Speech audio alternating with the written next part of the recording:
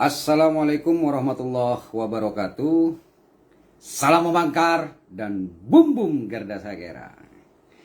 Oke, masyarakat Situbondo dan tim pembangkar yang sangat saya hormati. Kali ini saya akan menerangkan beberapa hal, terutama terkait dengan postingan dari Sagiman di dalam akunnya, yaitu akun Rocky Gerung ya, yang ditagkan ke 10 orang dari beberapa teman di Facebooknya, yang mana ini nanti akan saya buat rentetan juga terkait dengan beberapa tuduhan atau beberapa hal yang ini juga menyangkut terhadap laporan di LUR yang di Polda. Nanti saya jelaskan ya. Meskipun untuk masalah kronologis kejadian sudah saya jelaskan di live saya sebelumnya, karena ini penting ya. Dan saya ucapkan juga terima kasih kepada akun Facebook yang Khotib Abbas kalau tidak keliru ya. Bentar. Oke, Khotib Sambas, yang mana sudah memberikan koreksi terhadap status dari Sagiman atau Rocky Gerung ini ya. Dan ini kebanggaan saya sendiri juga, bahagia saya ketika ada netizen yang melakukan sebuah koreksi. Kenapa? Karena seperti yang selalu saya sampaikan dan tim pembangkar yang lain kita sampaikan, bahwa kita yang memiliki sedikit keilmuan itu hendaknya bisa mencerdaskan masyarakat. Tanamkan pada diri kita, buat niat untuk kita mencerdaskan. Dengan cara apa? Ya sedikit keilmuan kita sebarkan. Jangan sampai justru kita berbalik arah, artinya kita selalu membodoh-bodohin masyarakat, yang itu nanti akan berimbas atau kurang baik kepada masyarakat. Jadi ini saya ucapkan terima kasih kepada Mas Khotib Sambas ya. Semoga banyak lagi Mas Khotib Sambas yang lain yang bisa memberikan sebuah koreksi ya, atau mungkin juga kritikan. Seperti halnya di grup saya, di grup Peposi, People Power Situbondo, grup Facebook. Itu kenapa saya memberikan kelonggaran kepada teman-teman, meskipun itu mengkritik saya, bahkan membenci saya, bahkan membuli saya. Saya tidak pernah ngekick atau tidak pernah memblokir ketika ada orang yang menyindir-nyindir saya atau memberikan masukan kepada saya, atau bahkan membuli saya. Saya tidak pernah memblokir mereka. Dan kenapa saya membuat grup dari Peposi tersebut hanya saya sebagai mediator dan sebagai admin, dengan harapan saya bisa untuk melakukan tindakan.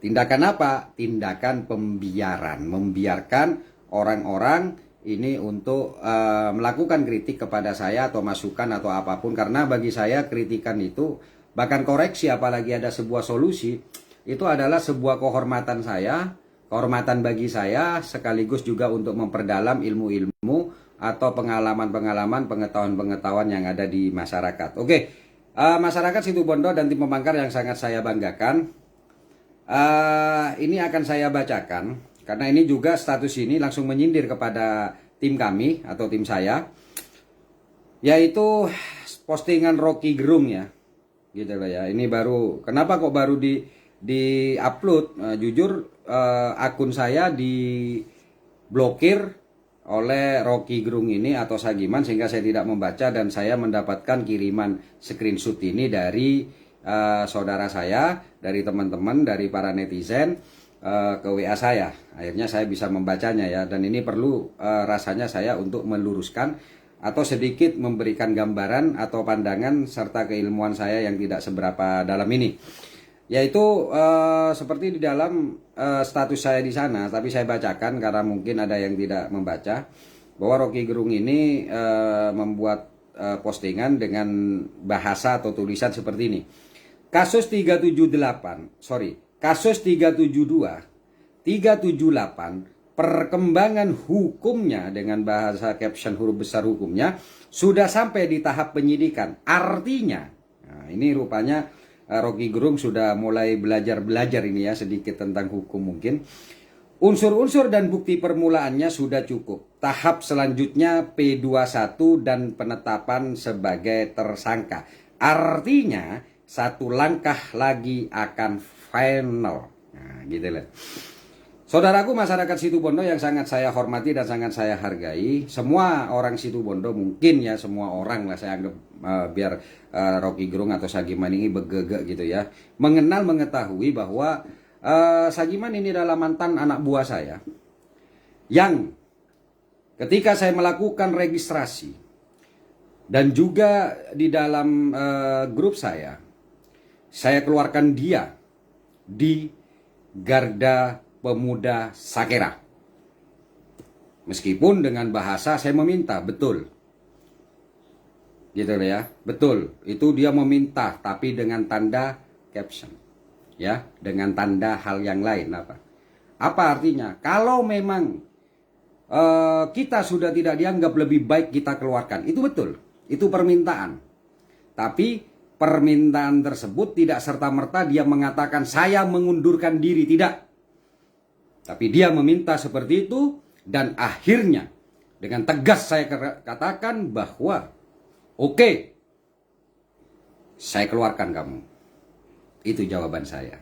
Nah, silakan kalau misalnya kayaknya siapa namanya sering ngajak live juga ini. Bahkan Mas Korcam Banyu Putih juga diajak live ya. Itu jawaban saya karena permintaan. Tapi bukan permintaan bahwa saya akan mengundurkan diri, tolong di apa itu namanya ACC atau tolong dikabulkan, enggak. Tapi bahasanya seperti itu, tapi nanti lebih lengkapnya tanyakan kepada teman-teman yang ada di grup Garda Sakera. Oke, saya lanjut ya, saya bahas dulu satu persatu. Kalau dalam dua baris bahasa yang dikemukakan oleh Sagiman, kasus 372, 378 berkembang hubungan sudah sampai di tahap penyidikan. Artinya ini menurut saya ini sudah bagus tulisannya ya. Artinya betul, saya katakan betul. Sampai kepada unsur-unsur dan bukti permulaannya sudah cukup. Nah, ini saya katakan benar ya. Meskipun agak salah gitu loh. Jadi benar meskipun agak salah. Nanti saya jelaskan ya tahapan-tahapannya agar ini masyarakat Situbondo paham. Juga terutama aktivis pemula yang dia mau berbicara hukum meskipun pada dasarnya dia masih belum melek hukum ya. Yang menjadi lucu adalah tahap selanjutnya P21 dan penetapan sebagai tersangka. Lah ini yang akhirnya mendapatkan koreksi dari Mas Khotib Sambas yang mana memberitahukan, dan betul itu Mas Khotib itu memberitahukan karena itu kaidah yang harus dipegang bahwa nggak keliru gitu. Ini ya jawaban dari Mas Khotib Abbas. Saya awam dengan hukum Mas, tapi itu terbalik ya Mas. Nah, ini ya. Yang saya tahu kalau sudah penyidikan di ACC baru tersangka dan berkas itu nanti dilimpahkan ke kejaksaan. Jadi artinya bukan P21 dulu tapi tersangka dulu. Ini bagus ini. Ini dibahas secara umum dulu ya. Saya bahas secara umum dari status Rocky Gerung. Jadi tersangka dulu baru naik atau dilimpahkan kepada kejaksaan. Itu pun harus melalui proses meminta petunjuk kejaksaan, baik itu tentang P16, P17, P18, P19, P20. Jadi ini biar tahu ini masyarakat Situbondo gitu loh, terutama mungkin ini ditujukan kepada Rocky Gerung. Makanya saya sarankan kepada masyarakat, terutama aktivis-aktivis pemula, jangan sok-sokan lah, apalagi Sagiman pernah ada di saya. Ya, saya selalu mengatakan kepada anak-anak saya di Garda Sakera maupun tim pemangkar, jangan kalian itu berbicara hukum, apalagi tidak ditanyakan, ya, menjelaskan. Ini yang saya sering saya katakan, apalagi pasal-pasal tentang undang-undang dan itu, sedangkan kita paham kapasitas kita, keilmuan kita juga masih terbatas. Saya selalu katakan seperti itu. Makanya ketika saya ada di warung-warung di mana saya tidak pernah ngomong tentang pasal-pasal, gitu ya. Kenapa? Karena bukan tempatnya. Kalau kalian memang ingin berbicara tentang pasal, gitu ya, ya di depan kepolisian boleh berdebat dengan polisi, atau di depan pengacara boleh, karena dia juga PH, kejaksaan, atau yang paling benar tempatnya adalah di depan hakim, yaitu di pengadilan. Jujur, saya tahu Sagiman ini seperti apa, gitu ya. Dan selalu saya koreksi, ada dua orang yang selalu saya koreksi, yaitu Sagiman, yang kedua Ipung, ya, saya sebutkan di sini. Sagiman, Ipung itu selalu saya koreksi ketika kita sedang ngobrol-ngobrol. Kenapa? Karena omongannya selalu tidak tepat. Nah, dalam Garda Sakera dan Tim Pamangkar itu kenapa saya koreksi, atau mungkin saya bahkan marah kadang-kadang ketika mereka berbicara tidak tepat dan sok-sok tahu, gitu loh. Kenapa? Karena kita ini dijalin dengan namanya kekeluargaan. Saya tidak mau anak-anak saya mempertontonkan kebodohan di luar sana. Saya tidak mau. Nah, jadi selalu saya koreksi. Tapi ketika Sagiman dan Ipung ini masih di dalam Garda Sakera dan Tim Pamangkar, ya alhamdulillahnya itu terutama Sagiman, alhamdulillahnya dia tidak berbicara atau membuat status ya di Facebook. Itu alhamdulillahnya. Setidaknya di situ saya masih merasa bahwa ini aman. Kecuali Ipung ya. Ipung ini selalu live dulu ya. Selalu live, saya juga tidak paham apa yang dibicarakan, dan itu saya tegur gitu loh. Tapi memang kita jarang ya, artinya Ipung ini jarang memang berkumpul dengan kita dengan waktu yang banyak. Jadi itu selalu saya tegur, bukan apa kawan gitu loh, bukan apa, terutama kepada tim Garda Sakera yang sekarang ya, yang masih ada di Garda Sakera dan Tim Pamangkar, bukan apa sayang gitu loh ya. Karena apa? Karena saya tidak mau ketika orang lain membodohi kalian, membodoh-bodohkan kalian, itu sesungguhnya membodoh-bodohkan saya. Ya, itu membodoh-bodohkan saya. Jadi di samping saya menjaga nama kalian di luar sana, apalagi di medsos, itu saya juga menjaga nama saya, karena ketika kalian salah di dalam penyampaian, itu sesungguhnya juga menyalahkan saya. Ini salah satu contoh adalah ketika kita harus tegak berdiri terkoyak-koyak. Itu dulu kan Sagiman selalu ngomong gitu. Lah bagaimana kita itu berdiri tegak kalau terkoyak-koyak? Berdiri tegak ya berdiri tegak. Itu alhamdulillah sejak itu akhirnya Sagiman tidak melanjutkan itu atau meneruskan itu gitu loh. Jadi itu ya. Jadi untuk anak-anak saya atau sahabat-sahabat saya, saudara-saudara saya, bukan saya sok pintar ketika saya melakukan teguran kalian di bawah ya, atau ketika bertemu kita diskusi kita ini, bukan sok pintar saya. Tapi saya sedikit mengerti tentang beberapa hal yang mungkin kalian tidak mengerti, dan itu yang saya sampaikan kepada kalian gitu ya. Oke, saudaraku masyarakat Situbondo yang sangat saya hormati. Mas Khotib Sambas itu sesungguhnya sudah menjelaskan. Tapi mungkin sedikit saya lengkapi. Dan ini untuk pelajaran kepada teman-teman ya. Artinya begini, saudaraku masyarakat Situbondo yang sangat saya hormati. Ada tahapan-tahapan yang teman-teman, terutama para aktivis pemula ini ya, yang harus kalian pegang HP kalian gitu loh. Kalau nggak paham jangan sok paham. Kalau bukan tempatnya kalian menjelaskan, jangan dijelaskan. Ini harapan saya pada kalian gitu loh. Karena sekarang ini sudah tidak ada orang bodoh gitu loh ya. Artinya sekarang hampir semua orang memiliki smartphone atau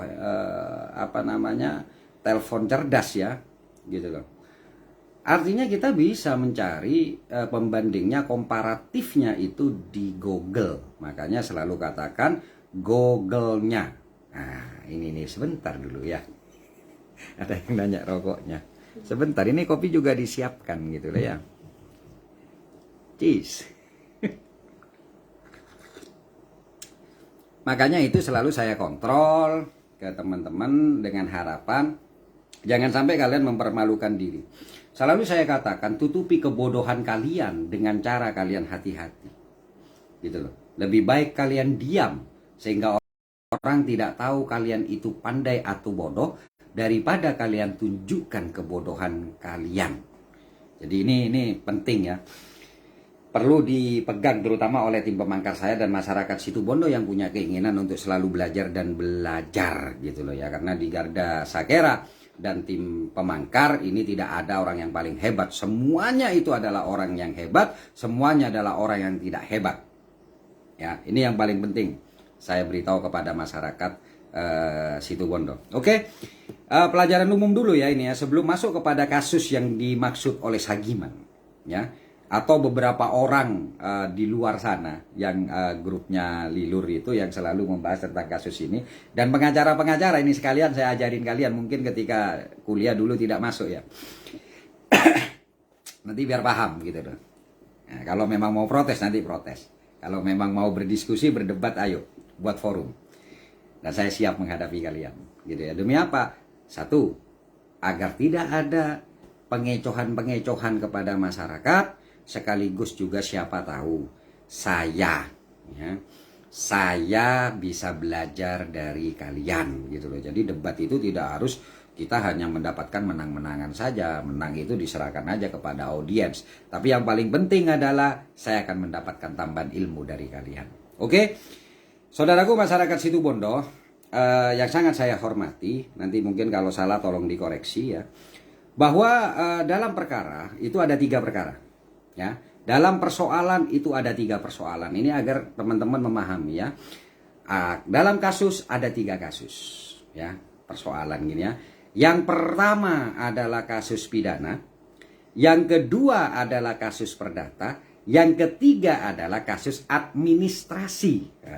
Yang ini kadang-kadang rancu gitu loh ya. Ini perlu dipahami lagi, saya sebutkan lagi, kasus pidana, kasus perdata, dan kasus administrasi. Makanya ada maladministrasi yang itu seringkali menjadi perdebatan juga, terutama di sini administrasi sering berhubungan dengan tipikor ya, sering berhubungan dengan kasus tindak pidana korupsi. Di situ ada namanya administrasi.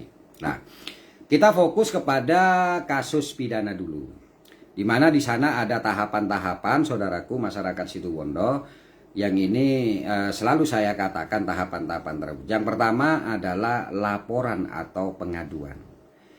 Di dalam tindakan kepolisian dalam pengungkapan kasus pidana, itu laporan atau pengaduan itu masuk dalam laporan tipe B ya. Biar ini paham sekaligus saya kasih tahu semua gitu loh.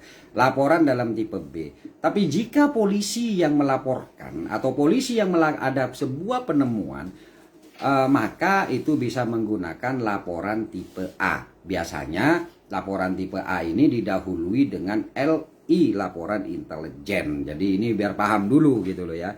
Saya suka sih kalau memberikan memberikan sedikit keilmuan saya agar masyarakat Situbondo ini menjadi cerdas. Saya jujur saja, saya tidak bangga ketika orang lain menganggap saya cerdas. Saya menginginkan semua masyarakat Situbondo itu cerdas ya.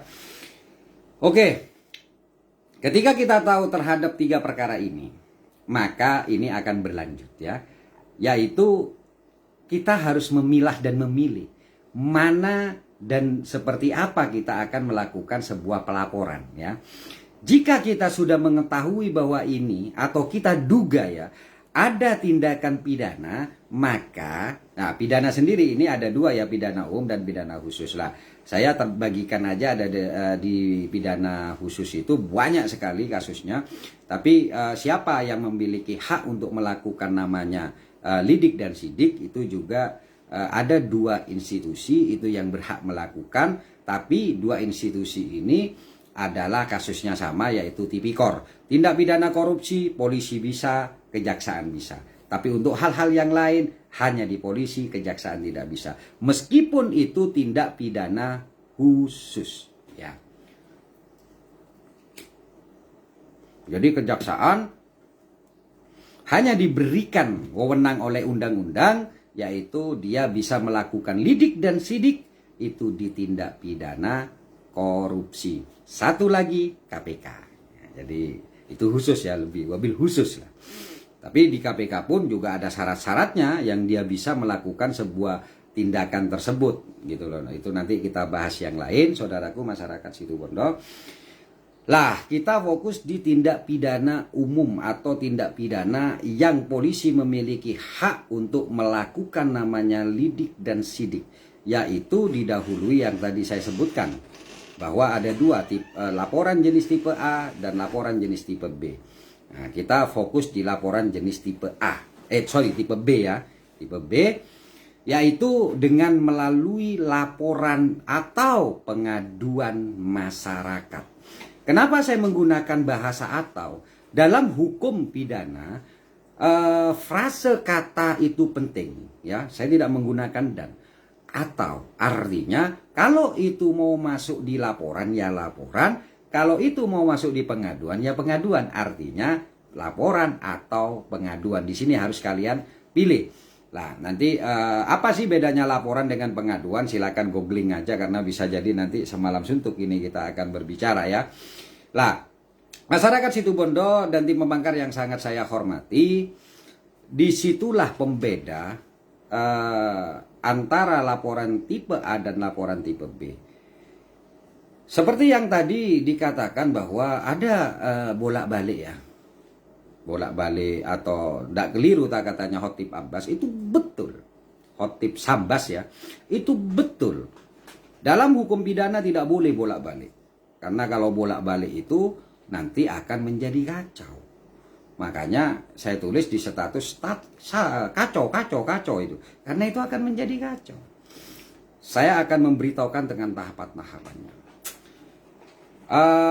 Ketika masyarakat Situbondo menemukan atau mengetahui tentang dugaan tindak pidana, maka dia itu harus datang ke Polres atau wilayah terdekat. Tolong dipahami wilayah terdekat. Wilayah administrasi ini diatur di dalam Perkap. Pertanyaannya, cari Perkap sendiri. Diatur di dalam Perkap. Artinya kejadian tersebut itu lebih dekat dengan administrasi yang mana. Gitu loh.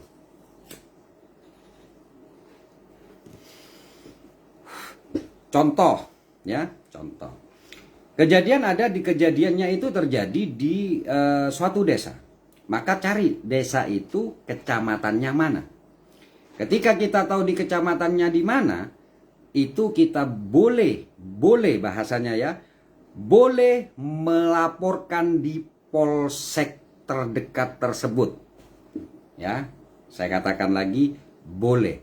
Kenapa saya katakan boleh? Ya, seperti yang dalam saya katakan frase kata di dalam hukum pidana ini harus jelas. Artinya dia boleh juga melaporkan di atasnya polsek tersebut, yaitu Polres. Yang tidak boleh adalah dia melaporkan di kecamatan yang lain atau polsek yang lain. Nah, ketiga, boleh juga melaporkan ke atasnya yaitu daerah yang dikenal dengan nama Polda. Di atasnya lagi yaitu Mabes. Makanya saya menggunakan kata boleh atau dapat ya. Ini masyarakat Situbondo agar memahami gitu loh. Yang tidak boleh itu di luar wilayah administrasi. Ya, di luar wilayah administrasi. Misalnya kejadian di Panji ya, atau di kalau di Polda lah, kita ngomong di Polda, kejadian di Jawa Timur dilaporkannya di Metro Jaya. Itu tidak boleh kawan, gitu loh ya. Ini harus dipahami juga gitu loh ya. Karena saya akan sedikit membahas tentang apa bedanya pidana dengan perdata. Ini yang perlu teman-teman pahami. Dan penyidik serta penegak hukum juga harus memahami, karena tidak semua penegak hukum itu memahami, termasuk kasus yang dikawal oleh timnya Lilur ya. Ini saya kasih tahu. Perbedaan nyata di dalam hukum pidana dan perdata ini kita melihat dari wilayah kerja atau wilayah administrasi dari pengadilan. Ini yang paling penting gitu ya. wilayah kerja atau wilayah administrasi. Pembedanya di situ. Jika kasus itu adalah kasus perdata, ya, sekali lagi saya katakan, jika kasus tersebut adalah kasus perdata, maka agar pengadilan itu memiliki hak untuk memeriksa, ya, saya ulangi lagi biar enak, lebih enak mendengarkan, ya, atau memahami. Agar pengadilan itu memiliki hak untuk memeriksa, maka syarat formil dari pengadu, ya penggugat, kalau dalam perdata ini bahasanya penggugat kawan, ya, atau pemohon, ya, itu adalah menyangkut tentang domisili dari penggugat atau dari pemohon, ya. Sekali lagi, kalau itu perdata, legalitas dari seorang penggugat atau pemohon itu agar pengadilan tersebut sah secara hukum bisa memeriksa kasusnya, itu adalah domisili. Nah, jadi ini biar memahami gitu, ya.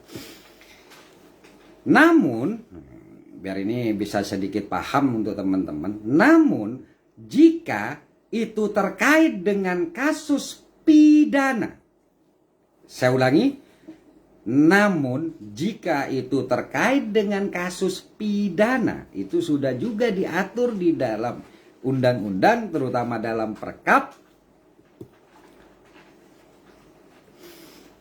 termasuk juga keputusan peraturan dari Kejaksaan Agung, itu yang paling sah tidaknya tindakan pemeriksaan dari polisi itu adalah lokus, ya. Sekali lagi, kalau khusus untuk pidana ini berbeda dengan perdata. Kalau perdata tadi domisili, tapi kalau pidana itu terkait dengan lokus di mana kejadian pidana tersebut terjadi, gitu loh. Saya ambilkan contoh biar ini lebih mudah. Saya ada kejadian perdata saya. Itu misalnya saya dalam hutang piutang. Saya katakan ini misalnya ini terkait dengan hutang piutang. Hutang piutang yang saya ini terjadi di Bondowoso. Ya. Saya kasih lebih mudah saja. Hutang piutang saya terjadi di Bondowoso, tapi ternyata mereka wan prestasi. Gitu loh. Yang pemilik hutangnya, debiturnya ini wan prestasi, ya toh. Kejadiannya di Bondowoso, saya memberikan uang di Bondowoso, saya membuat perjanjian di Bondowoso.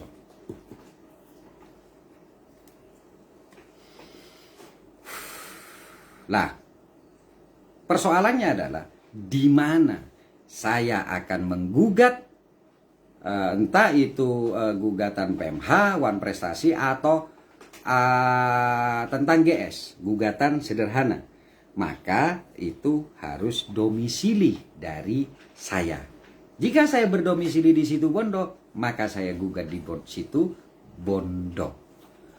Dan Pengadilan Negeri Situ Bondo itu memiliki hak untuk melakukan pemeriksaan. Nah, berbeda kasus, ya. Berbeda kasus. Jika saya melakukan tindak pidana penipuan di Bondowoso, ya.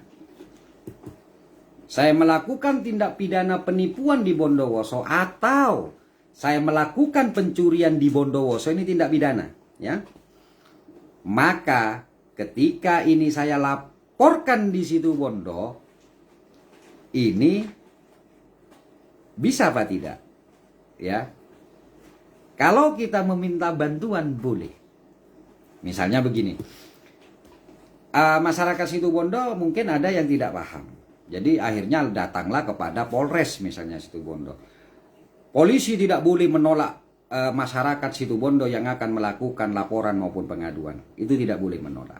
Tapi tidak boleh langsung begitu saja dimasukkan dalam registrasi laporan. Disitulah kita akan ditanya ini kejadian di mana. Nah, maka setelah itu mereka wajib hukumnya untuk memberitahukan, ya, menyampaikan di mana sesungguhnya laporan ini dikerjakan, gitu loh ya, atau dilakukan, agar legal dari penyidik ini bisa terpenuhi. Bahkan polisi juga bisa mengantarkan pengadu atau pelapor tersebut kepada administrasi wilayah yang berhak untuk melakukan penyelidikan dan penyidikan. Jadi di sini terkait dengan beda antara perdata dengan pidana. Gitu. Demikian pula ketika masuk dalam kasus yang ketiga tadi, yaitu administrasi. Laporannya tidak boleh ke polisi, atau tidak boleh kepada kejaksaan, atau tidak boleh langsung kepada pengadilan. Gitu loh. Kecuali pengadilan yang memang ditunjuk untuk melakukannya. Contohnya petun. Gitu loh. Ini terkait dengan administrasi gitu loh ya. Atau dia bisa mengadakan laporan di inspektorat. Jadi ini biar memahami ini masyarakat Situbondo. Saya ulangi, jika itu perdata, maka penggugat atau pemohon itu boleh bisa melakukan pendaftaran gugatan itu atau permohonan tersebut di domisili orang yang bersangkutan, gitu loh. Meskipun kisnya atau kejadiannya lokusnya bukan di tempat dia berada. Tapi jika pidana, meskipun itu orang Situbondo, dia melakukan kejahatan di Bali, maka yang berhak atau yang memiliki legalitas untuk melakukan tindakan-tindakan hukum adalah Polres Bali. Jadi ini biar dipahami. Pak Ketum, tapi kemarin kan begini. Ada kejadian terkait dengan tindak pidana korupsi Mamin, yang mana ini yang menangani adalah Kejaksaan Tinggi Surabaya. Lah kenapa dilimpahkan ke Situbondo? Apakah itu diperbolehkan? Boleh. Tapi lihat dulu lokusnya di mana dia. Kalau lokusnya itu di Situbondo kejadian korupsinya, maka kejaksaan negeri yang berhak untuk atau bisa melakukan itu Kejaksaan Situbondo. Tapi kalau misalnya ini kasus korupsinya di Bondowoso, nggak boleh men, gitu loh, meskipun sama-sama dalam lingkup provinsi ya. Jadi ini biar dipahami. Itu nanti kita bahas dan saya yakin beberapa orang akan paham kemana saya mau ngomong ini gitu ya. Nanti kita bahas tertentu sekawan gitu ya. Jadi itu pembeda untuk masalah di mana tempat kita mau melakukan namanya entah itu gugatan, entah itu laporan, atau gugatan atau permohonan, laporan atau pengaduan. Nah, ini dulu, ini di tempat kita mau melapor saja ada undang-undangnya, ada regulasinya, jadi bensaromben gitu loh ya. Ini biar juga dipahami oleh masyarakat Situbondo. Oke. Masyarakat Situbondo dan tim pembangkar yang sangat saya hormati, ketika kita sudah tahu di mana ya, kita harus melaporkan. Kita khusus ke pidana dulu ya, kita masukkan ke pidana dulu. Maka kita harus mendatangi Polres melalui SPKT. Gitu. Ini penting. Gitu ya. Agar kenapa sih kok nggak langsung ke reskrim saja misalnya dulu ya. Nah, kenapa ada bentuknya SPKT? Ini biar teman-teman tahu dan banyak yang tidak paham gitu loh. Bahwa SPKT itu memang ada dan dibentuk dengan nama yang itu sama sesuai dengan fungsinya, yaitu Sentra Pelayanan Kepolisian Terpadu ya. Sentra itu pusat pelayanan kepolisian terpadu. Apa artinya? Ini biar paham. Uh, di dalam SPKT, di situ pasti ada namanya piket. Piketnya siapa? Piketnya SPK. Ya. Bagian yang menerima laporan dan pengaduan. Di sana juga ada reskrim, piket reskrim. Di sana juga ada piket intel. Di sana juga ada piket propam. Ya, ini masyarakat Situbondo biar paham. Kenapa kok ada piket-piket itu? Ya namanya juga sentra, ya. Sentra pusatnya. Ya. Untuk memberikan pelayanan. Jika ada masyarakat yang akan melakukan pengaduan terkait dengan tindak tanduk dari aparat kepolisian, maka di situ yang harus memberikan masukan adalah propam. Nah, bahasanya begini. Setiap pelaporan dan pengaduan itu harus melalui tahapan penelitian. Ya, saya ulangi, setiap laporan ataupun pengaduan di SPK ke Polres itu harus ada namanya penelitian. Apa yang diteliti? Bukti petunjuk yang diteliti. Dan siapa yang harus memberikan masukan dan saran sesuai dengan tugas masing-masing. Ya, seperti yang tadi saya contohkan, kalau itu ingin melaporkan namanya kepolisian, tingkah laku dari anggota, ya di situ yang harus meneliti bukti petunjuknya adalah anggota piket propam. Piket propam ya, di situ. Tapi kalau ini menyangkut tentang pidana, di situ ada piket reskrim. Jika menyangkut tentang Kamtibmas, di situ ada piket intel. Itulah yang dikatakan sebagai sentra pelayanan terpadu. Gitu loh ya. Sentra kepolisian pelayanan terpadu. Jadi di situ kawan. Nah, saya fokus lagi, balik lagi kepada apa ini namanya pidana. Jadi jika ada laporan atau pengaduan, maka piket reskrim itu akan melihat, membaca, meneliti, serta menanyakan, menginterogasi pelapornya. Ini kalau saya bicara menggunakan yang tipe B ya. Di situ akan ditanya, tujuannya apa? Meneliti. Apakah ini kasus pidana, apakah ini kasus perdata, ataukah ini kasus administrasi, tapi permukaan saja. Gitu loh. Disitulah namanya penelitian, yang mana itu akan ditanyakan tentang bukti-bukti petunjuk. Gitu loh. Pertanyaannya, bukankah bukti itu harus yang mencari polisi? Betul. Tapi jangan lupa, seorang pengadu atau pelapor juga diberikan kewajiban untuk memberikan bukti petunjuk. Tujuannya apa? Agar bisa diteliti di SPKT. Ya, ini biar paham dulu masyarakat Situbondo. Itu namanya bukti petunjuk.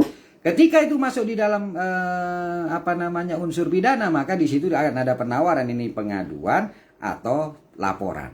Nah, jadi harus ada atau, ya, sekali lagi atau. Ketika dia mengadakan laporan misalnya atau pengaduan, maka itu nanti akan ditulis kronologi secara umum di SPKT yang kemudian itu akan diberikan kepada reskrim. Ya. Kalau di Polda berbeda lagi. Kalau di Polda itu ya karena banyak ya. Jadi untuk pengaduannya, untuk penelitiannya biasanya kita langsung diarahkan kepada langsung misalnya tentang ITE, itu langsung kepada Diskrimsus, tentang cyber, atau kalau umum ya ke Diskrimum, atau itu kalau misalnya terkait dengan korupsi itu bisa langsung. Jadi artinya kita langsung berhadapan dengan penyidik, kita mendatangi tempat-tempat yang sudah tadi saya sebutkan. Jadi seperti itu ya. Lah, setelah nyampe kepada tingkat atau diberikan kepada reskrim, disitulah saya sekarang akan berbicara tentang tahapan. Ya, ini masuk sudah kepada Sagiman. Bahwa di situ akan dilakukan langsung ya. Kalau sudah itu sudah diteliti oleh piket jaga, maka itu akan dilakukan penyelidikan. Nah, di dalam penyelidikan itu juga harus penyelidik itu harus membuat tentang rencana-rencana dalam penyelidikan, termasuk anggaran-anggaran yang dibutuhkan. Di situ akan juga dilakukan namanya klarifikasi. Jadi bukan pemeriksaan ya. Itu bentuknya adalah klarifikasi dan investigasi. Itu di penyelidikan. Tujuan penyelidikan adalah untuk melihat atau mengetahui peristiwa pidana. Ya. Untuk melihat, mengetahui peristiwa pidana. Apa itu peristiwa? Peristiwa itu adalah sebuah kejadian-kejadian yang itu diduga ada dan ini masuk ke dalam ranah pidana. Dan pada waktu itu, seperti tadi saya katakan, ada bukti permulaan yang cukup. Permulaan, bukti petunjuk ya. Kalau yang di SPKT itu bukti petunjuk yang dihadapin oleh piket-piket jaga. Tapi kalau sudah masuk ke dalam tahap lidik, itu sudah akan mencari barang bukti. Ya, ketika ini masuk di bukti-bukti petunjuk, bukti-bukti awal ya, ini akan mencari barang bukti serta saksi-saksi. Ini biar dipahami. Karena peristiwa itu tidak harus kita meyakini 100% dulu gitu loh. Bahwa ini sudah ada tersangkanya, enggak. Itu penyelidikan hanya menyangkut di peristiwa. Nah, ketika penyelidik ya, makanya bahasanya begini. Penyelidik, kalau di dalam tahap lidik itu namanya penyelidik. Ketika penyelidik mempunyai keyakinan melalui gelar peristiwa-peristiwa, ini masih barang bukti ya kawan ya, masih barang bukti. Tidak ada kewajiban harus memenuhi 2 unsur atau berapa, itu unsur itu nanti ketiga, ke tahap selanjutnya. Itu naik kepada tahap penyidikan jika diketahui bahwa itu adalah peristiwa pidana, bukan perdata atau administrasi, dengan bukti barang bukti ya, dan saksi klarifikasi, saksi investigasi. Itu masih di dalam tahap awal, naiklah kepada tahap penyidikan. Nah, di tahap penyidikan ini polisi itu sudah harus memperdalam.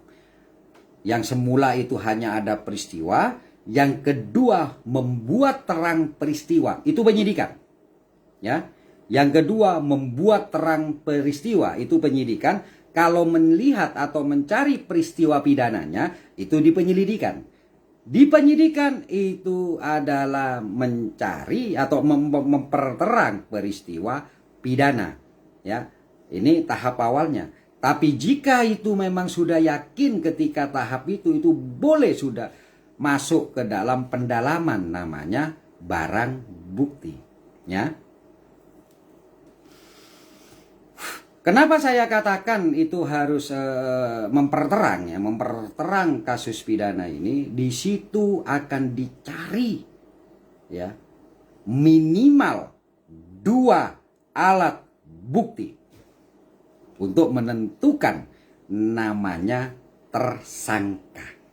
Jadi mencari 2 alat bukti. Jadi yang semula menemukan namanya peristiwa, di dalam melidik, sidik, naik ke sidik, penyidikan, di dalam penyidikan itu dia akan memperterang lagi, yaitu hingga menemukan alat bukti. Apa alat bukti itu? Alat bukti itu adalah yang di dalam undang-undang itu ada 5 alat bukti. Tapi penyidik bisa untuk menentukan namanya dalam tahap atau lebih terangnya lagi kasus pidana itu cukup 2 alat bukti untuk menentukan namanya tersangka.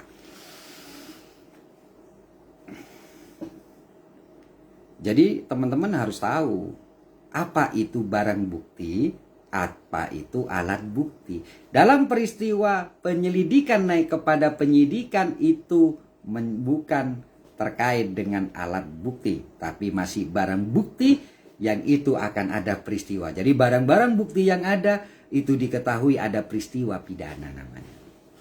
Tapi ketika menentukan namanya tersangka itu sudah jadi alat bukti. Alat bukti disinilah yang akan dicari oleh penyidik.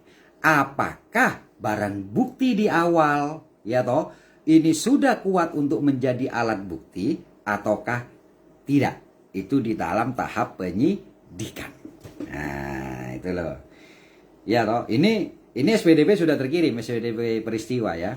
SPDP peristiwa kepada kejaksaan sudah dikirim, tapi jika kasus ini tidak menyita perhatian, ini kejaksaan itu mempercayakan penuh kepada penyidik untuk melakukan namanya penyidikan dan hanya melakukan konsultasi saja masih gitu loh ya. Ini agar masyarakat Situbondo memahami. Nah, lanjut ya. Ketika sudah dilakukan namanya penyidikan dan ditemukan 2 alat bukti ya, maka polisi sudah boleh menetapkan namanya tersangka.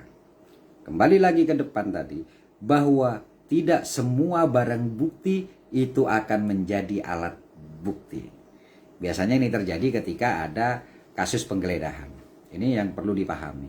Kasus penggeledahan itu masih barang bukti. Ini contoh-contoh konkretnya ya saya kasih tahu ya.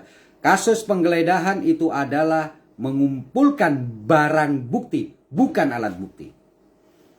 Kenapa polisi atau kejaksaan itu akhirnya mengambil semua barang-barang yang ada yang itu dicurigai? Gitu loh. Nah, itu masih barang bukti kawan.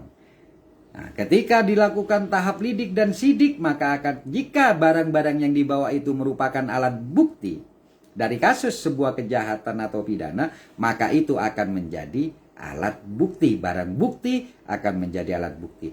Dan barang bukti yang tidak ada sangkut pautnya dengan tindak pidana itu dikembalikan. Hanya ketika ada penggeledahan, lah kenapa kok asbak-asbak diambil? Kenapa kok di tong sampah itu dikeluarkan? Apa hubungannya? Itu yang tahu polisi dan itu boleh. Secara undang-undang itu boleh. Itu namanya masih barang bukti. Jadi seperti itulah. Ketika masuk ke dalam tahapan namanya tersangka, maka di sini status terlapor itu akan naik menjadi status tersangka dan pemeriksaannya akan diulang. Ya. Pemeriksaannya akan diulang. Diulang seperti apa? Dia akan diperiksa sebagai tersangka. Bukan lagi sebagai terlapor. Saksi-saksi yang lain juga akan diperiksa lagi dalam tahapan di penyidikan di awal. Kalau memang kurang untuk menentukan itu, baru dia masuk di dalam tahapan ketika ada tersangka. Tapi yang pasti seorang tersangka itu meskipun dia sudah memberikan keterangan di dalam lidik dan sidik, dia tetap wajib diperiksa sebagai tersangka. Artinya dia harus melalui itu gitu loh. Dan alat bukti yang ada itu juga harus sudah dikumpulkan oleh penyidik dan harus sudah dilakukan namanya penyitaan. Dan penyitaan ini tidak sembarangan kalau namanya alat bukti tersebut. Itu harus melalui penetapan dari hakim atau pengadilan gitu loh. Nah, disinilah akhirnya katanya Mas Khotib Sambas betul. Ini tahapannya panjang. Disitulah nanti akan mengirim berkas kepada kejaksaan. Yang mana kejaksaan akan mempelajari dan jika itu cukup maka itu langsung akan P21. Apakah bisa? Bisa. Gitu loh, bisa. Tapi kalau kejaksaan masih merasa itu belum cukup, maka itu nanti akan dikembalikan menjadi P19 untuk diberikan petunjuk-petunjuk yang lain termasuk unsur-unsurnya. Jadi Sagiman itu mengatakan bahwa itu sudah terpenuhi unsur-unsurnya. Itu bukan P21 men, gitu loh.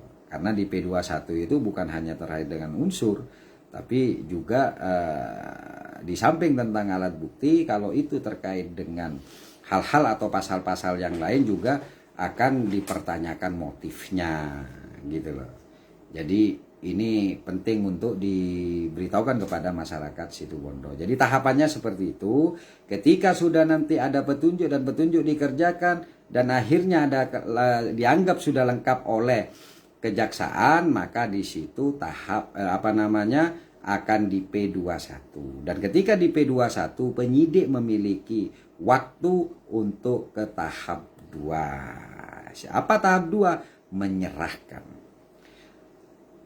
alat bukti, ya, itu berupa keterangan yang dalam BAP termasuk alat bukti yang lain plus tersangka kepada kejaksaan. Jadi kalau 2 ini tidak bisa dipenuhi, maka itu tidak bisa tahap 2. Misalnya berkasnya belum lengkap, ada yang keteteran, ada yang gini, karena ketika itu di tahap 2 kan itu sudah lengkap semua, gitu loh, sesuai dengan petunjuk-petunjuk yang dilakukan oleh kejaksaan, gitu ya. Dan tersangka berkasnya lengkap, tersangkanya nggak ada, juga tidak bisa di tahap 2 kan, gitu loh. Oleh karenanya kenapa ditahannya seorang tersangka itu menjadi hak objektif dari penyidik, yaitu karena dikhawatirkan dia lari menghilangkan barang bukti dan lain sebagainya, ya. Jadi itu tahapannya yang dimaksud oleh Mas Khotib Sambas. Lah, terkait dengan dalam tahap penyidikan tersebut, gitu ya, kita mengenal namanya SP3, surat pemberitahuan pemberhentian, ya, kalau enggak gitu ya, penyidikan.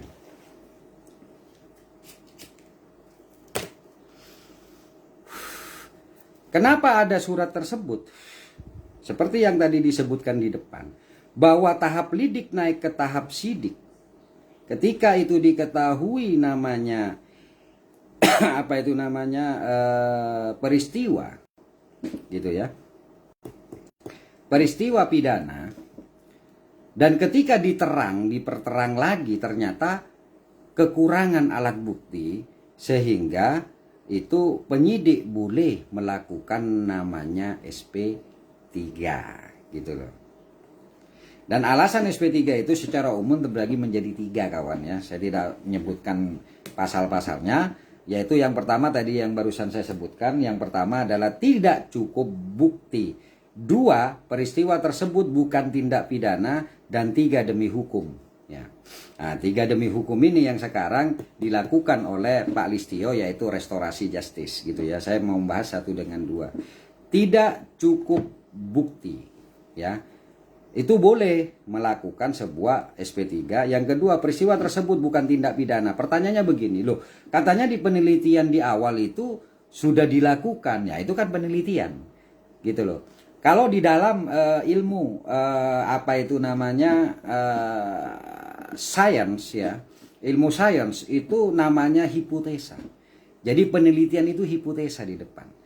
Hipotesa itu bisa H sama dengan 0 atau H sama dengan 1. Nah, itu pelajarilah lagi lah itu tentang itu. Jadi kalau misalnya dalam proses penelitian tersebut bahwa itu adalah diketahui ini adalah tindak pidana, nah, dinaikkan menjadi peristiwa, tapi ketika itu dicari alat bukti dan itu kurang, itu juga akan menjadi sebuah persoalan, terutama dalam peristiwa. Ternyata setelah diteliti, ini ternyata bukan peristiwa pidana, tapi ini peristiwa perdata.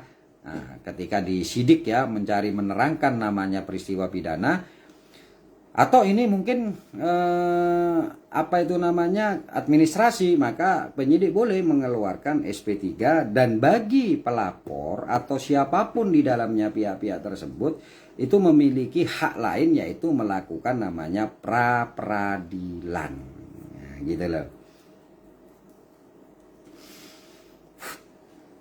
Jadi kalau kita ngomong tidak cukup bukti, loh, tadi kan disebutkan bahwa untuk menemukan peristiwa, lah di sini dikatakan bahwa tidak cukup alat bukti. Nah, kenapa? Karena di dalam penyelidikan ke penyidikan ini kan masih barang bukti untuk mengetahui sebuah peristiwa. Tapi ketika dilakukan pendalaman, di situ ternyata tidak ada yang bisa dijadikan alat bukti. Yang pertama, yang kedua, biasanya terjadi itu atas ketidakhati-hatian dari penyidik terkait dengan alat-alat bukti yang disampaikan oleh pelapor terutama. Dan yang kedua adalah ada pembantahan, ada pembantahan dari alat-alat bukti tersebut. Apakah alat bukti tersebut benar ataukah tidak? Ataukah itu ada pemalsuan yang itu bisa dipalsukan ketika membuat namanya alat bukti. Ya, ini nanti saya jelaskan ya. Tapi ini kayaknya sudah cukup lama ini. Hanya sudah ada yang mulai bosan karena sudah yang mulai sudah tinggal sedikit. Jadi artinya ketika dalam tahap lidik itu diyakini bahwa itu adalah barang bukti yang menguatkan peristiwa pidana, tapi ketika dilakukan pendalaman ternyata alat bukti tersebut itu dicabut atau tidak diyakini bahwa itu akan menjadi alat bukti, maka penyidik boleh melakukan namanya SP3. Gitu loh, friend. Jadi bukan satu langkah lagi Sagiman. Nah, jadi itu ya. Ini pelajaran umum dulu atau pembahasan umum dulu, kita saling sharing. Nanti mungkin ada yang keliru, silakan teman-teman menambahi atau mungkin memprotes bahwa itulah kenapa tadi Mas tadi siapa dah lupa terus dah udah Khotib ya. Khotib Sambas kenapa melakukan teguran kepada Sagiman. Jadi itu secara umumnya itu seperti itu. Bahkan sebelum P21 kadang juga kejaksaan boleh mengeluarkan P20 gitu loh. Oke, itu adalah pengetahuan secara umum terkait dengan apa yang ditulis oleh Sagiman. Memang itu sangat-sangat menyesatkan dan perlu diketahui juga dan perlu dimaklumi juga, karena memang yang saya tahu, tapi saya juga tidak tahu ya, tapi ketika ada di grup saya, ada di Garda Sakera, memang ada 2 orang yang selalu saya tegur. Sekali lagi saya katakan karena sering potalopot ya, sering keliru, yaitu Sagiman yang pada waktu itu adalah Korcam Bungatan pada waktu itu. Yang kedua adalah Ipung Bahri ya, yang itu merupakan Kordes Panarukan. Itu dari sekian banyak anak-anak yang saya tegur karena kesalahan-kesalahan, karena ketidaktahuannya tapi sok tahu, itu adalah 2 orang itu. Cuman bedanya adalah kalau Sagiman ini masih ketika kita berdiskusi, dia bertanya, dia berdiskusi di darat, tidak di umum. Tapi yang diumumkan hanya masalah kata-kata saja, menurut saya tidak terlalu berat ya. Yang sering melakukan biasanya yang langsung ke medsos itu adalah Ipung. Silakan teman-teman bisa melihat akunnya Ipung itu, yang setiap melakukan kegiatan pasti live. Yang saya sendiri jujur saja ya, silakan teman-teman mempelajari. Itu sempat juga saya tegur, jangan live dulu lah, harus tak paham dulu terhadap kerangkanya. Karena ketika saya tanya, saya kejar ini masalahnya apa, ending-endingnya Ipung selalu mengatakan ini masih belum saya perdalam lah, sudah perdalam kok ngadakan live ya. Jadi itu, dan mohon dimaklumi untuk teman-teman. Yang penting adalah kita tetap bersepakat bahwa ini untuk pencerdasan. Yang kedua adalah saya terima kasih, dan ini pesan saya terakhir ya, closing statement sebelum live kedua terkait dengan kasus yang dituduhkan kepada saya dan tim. Nanti saya juga akan bicara secara kerangka hukum. Kalau kemarin kronologis, ini kerangka hukum serta kejadian hukum ya. Jadi ini biar paham bagaimana di Polda. Nah, ini biar paham, nanti saya jelaskan semua setelah ini. Masyarakat Situbondo dan tim pemangkar yang sangat saya hormati, ayo kita harus mulai kembangkan diri untuk kita membuka wawasan. Dengan cara apa? Jangan pernah kita ini marah atau apatis atau apapun terhadap koreksi dari teman-teman kita, baik itu yang ada di medsos maupun di kenyataan ya, atau di darat ya. Yang kedua, ayo kita belajar dulu kawan. Lebih baik kalian itu menutupi kebodohan kalian dengan kalian diam, daripada kalian sok tahu menunjukkan kebodohan kalian sehingga kalian nanti akan dikesankan bodoh. Yang ketiga, ayo bagi yang memahami tentang sedikit pengalaman dan pengetahuan, jika ada orang yang salah, ayo ngomong. Seperti halnya Mas Khotib Sambas tadi ya, bahkan akhirnya terblokir. Ayo ngomong, ayo beritahukan, ayo koreksi, bahkan kalau mungkin misalnya marah lah, tidak ada masalah. Itu yang saya lakukan, kenapa saya akhirnya bisa banyak mendapatkan pengetahuan. Jadi itu yang saya lakukan ya. Terus yang keempat, artinya ayo konsekuen terhadap apa yang sudah pernah kita lakukan. Apa yang menjadi atau hal-hal yang sudah kita lalui agar supaya kita tidak kelihatan lucu. Lah caranya bagaimana? Jujurlah. Maka ketika kalian jujur dalam menghadapi hidup ini, insya Allah Allah akan membuka pikiran kita untuk kita berbicara secara jelentreh, tahap per tahap dengan jelas. Itu saja dari saya. Mohon maaf jika ada yang tersinggung, dan jika ada yang ingin ngoreksi silakan. Bang Ipul tidak akan pernah marah ketika Bang Ipul dikoreksi, apalagi terkait dengan ilmu pengetahuan, karena Bang Ipul itu adalah rakyat biasa yang secara pendidikan juga tidak tinggi-tinggi amat, apalagi tentang kedudukan. Yang pasti saya hanya berniat untuk mencerdaskan masyarakat Situbondo agar masyarakat Situbondo ini tidak dikerjain oleh orang-orang yang paham terhadap persoalan, apalagi yang tidak paham terhadap persoalan. Karena ini banyak terjadi. Misalnya ada kasus yang sesungguhnya kasus ringan, tapi ketika LSM datang atau siapapun yang datang itu memberat-beratkan kasus tersebut sehingga orang tersebut akhirnya ketakutan dan dia akhirnya berkorban atau mengeluarkan uang untuk hal-hal yang sesungguhnya tidak ada masalah. Maka kunci utamanya adalah jujur. Dari saya Bang Ipul. Assalamualaikum warahmatullahi wabarakatuh. Salam memangkar dan bum bum Garda Sagera.